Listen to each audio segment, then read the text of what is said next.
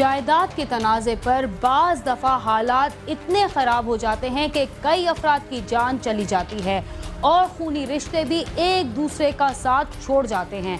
लाहौर में भी 2 कमरों के मकान का तनाज़ा इतना बढ़ा कि एक खातून भी झुलस गई और उसके बच्चों से उनका आशियाना भी छिन गया।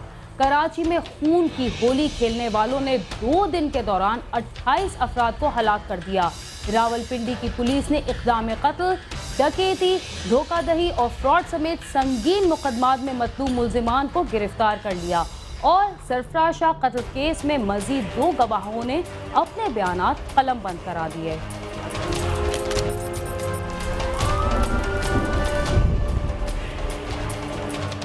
कराची के बाज़ इलाकों में मौत और खून का राज है। यहाँ के इलाके औरंगी टाउन, कटी पहाड़ी, रशीदाबाद और गुलशन इकबाल में 11 अफराद को कत्ल कर दिया गया, जबकि 2 रोज़ के दौरान फायरिंग से हलाक होने वाले अफराद की तादाद 28 हो गई है।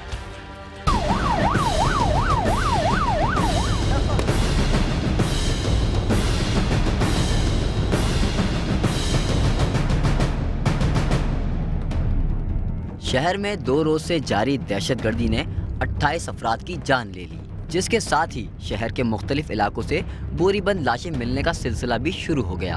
पुलिस सिर्फ मुतासरा इलाकों के दाखिली और खारजी रास्तों तक महदूद है और मौत के सौदागर खुलेआम मासूम शहरियों को कत्ल कर रहे हैं। औरंगी टाउन में कटी पहाड़ी के करीब फायरिंग से 3 अफराद जाँ बहक और 8 से ज़ायद जख्मी हो गए। बल्दिया टाउन के इलाके रशीदाबाद में फायरिंग से 3 अफराद जाँ बहक हुए, जबकि गुलशन इकबाल ब्लॉक 1 में शब्बीर उस्मानी रोड पर D7 की मिनी बस से 5 अफराद की लाशें मिली।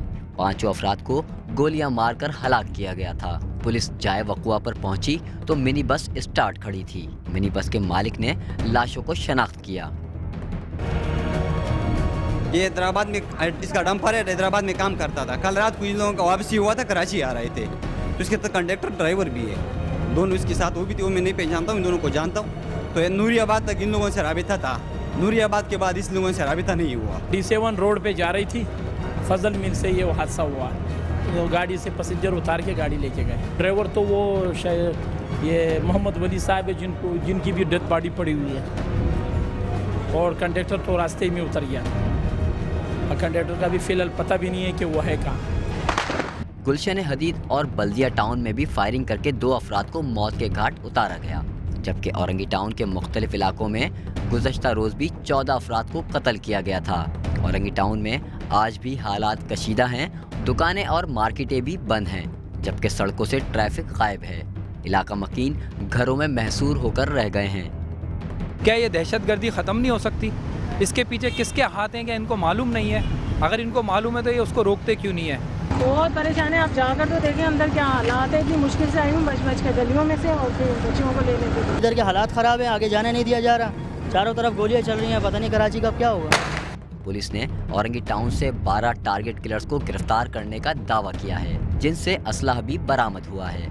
औरंगी टाउन में कशीदा सूरत हाल के पेश नज़र रेंजर्स के कमांडोज की बड़ी तादाद ने पोजीशन संभाल ली है। पुलिस ज़राए का कहना है कि बिगड़ती हुई सूरत हाल को कंट्रोल करने के लिए किसी भी वक्त सर्च ऑपरेशन किया जा सकता है, जबकि दूसरी जानिब पुलिस ने शहर में दहशतगर्दी का मंसूबा नाकाम बनाते हुए सुपर हाईवे पर रिलीफ कैंप के करीब से ड्रम में छुपाए गए 80 से ज़ायद दस्ती बम बरामद कर लिए। पुलिस का कहना है कि बरामद होने वाले दस्ती बमों को शहर में दहशतगर्दी के लिए इस्तेमाल किया जाना था। मुल्जिमान शहर के दाखिली रास्तों पर सख्त सिक्योरिटी होने के बाइस दस्ती बमों को शहर के अंदर नहीं ला सके और सन्नाटा देखकर बमों को ड्रम में छुपाया गया था। पुलिस ने दस्ती बमों को कब्जे में लेकर दहशतगर्दों की तलाश शुरू कर दी है। कराची के बिगड़ते हुए हालात यहाँ के बासियों की अमवात के साथ यहाँ के कारोबारी हलकों के लिए भी तबाही और बर्बादी की खबर लाए हैं। यहाँ के शहरी दहशतगर्दों के डर और लोड शेडिंग की वजह से सरेशाम ही अपने घरों में पनाह लेने पर मजबूर हो जाते हैं। खुर्रम गुलजार, समा, कराची। लाहौर में एक तनाज़े ने इतनी शिद्दत इख्तियार की कि 2 अफराद ने एक मकान को आग लगा दी, जिससे 6 मासूम बच्चों का न सिर्फ आशियाना छिन गया बल्कि उनकी मां भी आग की लपेट में आने के बाद अस्पताल में मौत और हयात की कशमकश में मुब्तला है।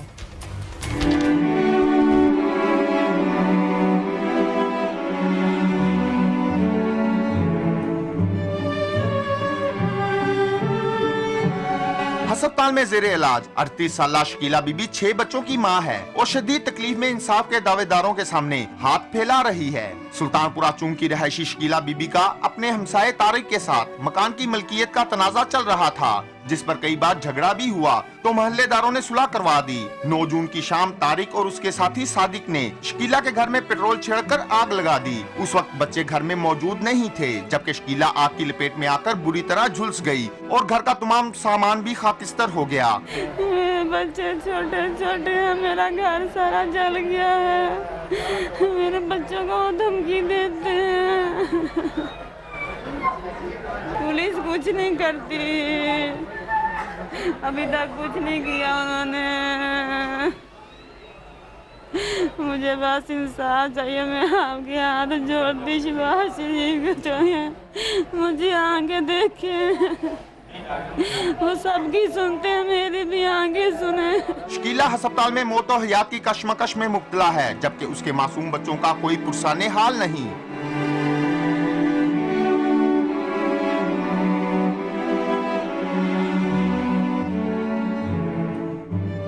मामा को तारक ने आग लगा दिया, तो वो बड़ी सीरियस हालत में पड़ी हुई है, उनको इतनी दर्द होती है, तो हमारा कोई साथ नहीं दे रहा, हमें इंसाफ नहीं मिल रहा। तो हमारी सिपाही से यही दरख्वास्त है कि वो हमें इंसाफ दिलाएं।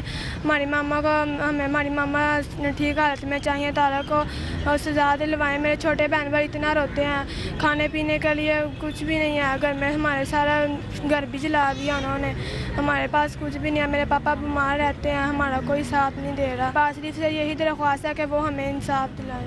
हम कहाँ जाएं, छोटा भाई हमारे इतना रोता है, वो मामा इतना रोता है, वो हमारे घर में खाने के लिए भी कुछ है, हम क्या करें अब।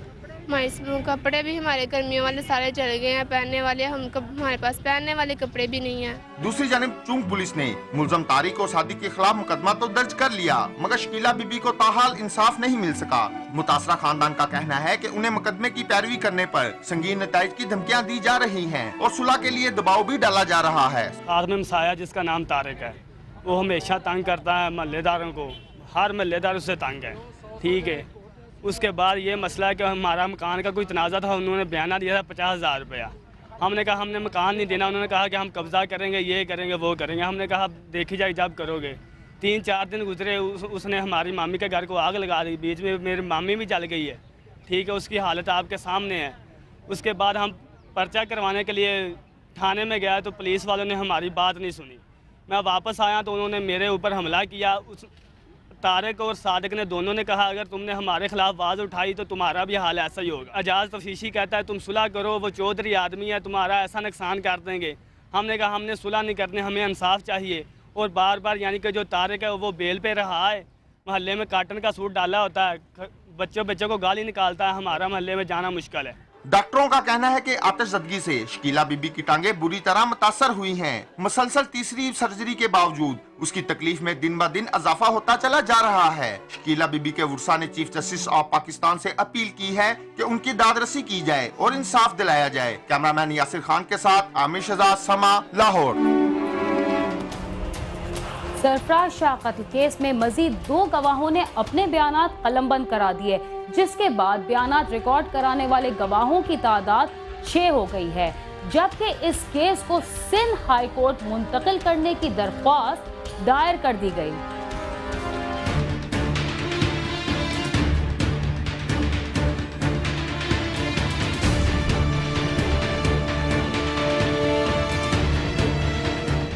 शहर में अमनो अमान की सूरत हाल इंतहाई बदतर है और इससे कब्ल होने वाले नाखुशगवार वाकयात के जख्म भी लोगों के दिलों पर अभी तक ताज़ा हैं।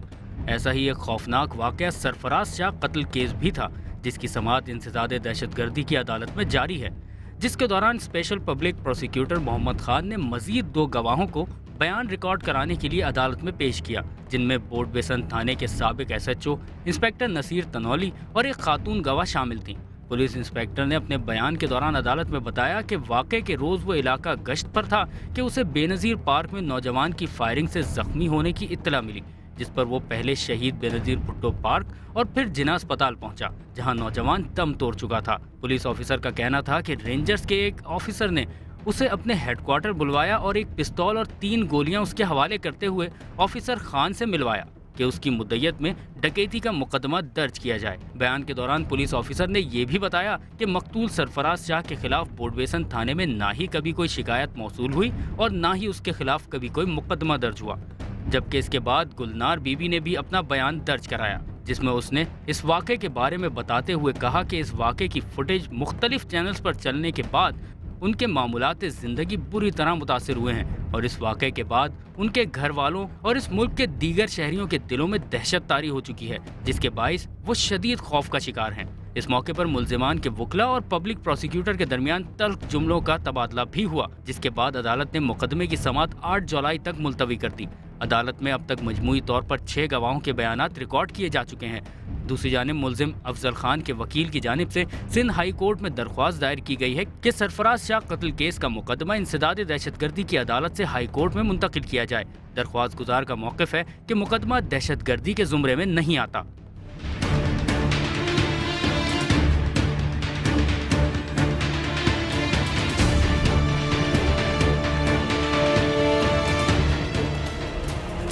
आपने देखा कि सरफराज शाह कत्ल केस में मजीद गवाहों ने क्या क्या बयानात कलमबंद करवाए। इसके साथ ही चलते हैं थोड़ी देर के लिए जराइम की दुनिया से दूर और लेते हैं एक वक्फा। अब समा के साथ रहिए।